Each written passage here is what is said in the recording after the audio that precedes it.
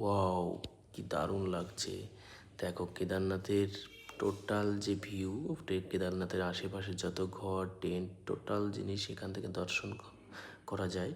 এটা হচ্ছে তোমার ভৈরবনাথের মন্দির। আমরা ভৈরবনাথের মন্দিরে উঠেছি, মানে কেদারনাথ থেকে পাহাড়ের চূড়ায় প্রায় লগভগ তোমার 1.5 কিলোমিটার উপরে। দেখো এত সুন্দর লাগে, মনে হয় মেঘের সঙ্গে আছি, মেঘের মধ্যে আছি, এত সুন্দর লাগে। আর এই ভৈরবনাথ মন্দির, কেদারনাথ মন্দির দর্শন করে, ভৈরবনাথ মন্দির দর্শন না করলে কেদারনাথের নাকি দর্শন পূর্ণ হয় না।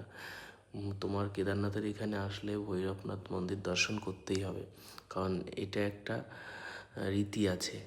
তোমরা যারা যারা কেদারনাথে আসবে অবশ্যই চেষ্টা করবে যে ভৈরবনাথকে দর্শন করার জন্য। আর ভৈরবনাথই কেদারনাথের রক্ষাকর্তা। দেখো এখান থেকে মনে হয় সে স্বর্গে আছে, যেন স্বর্গের চূড়ায় বসে আছে। হর হর মহাদেব।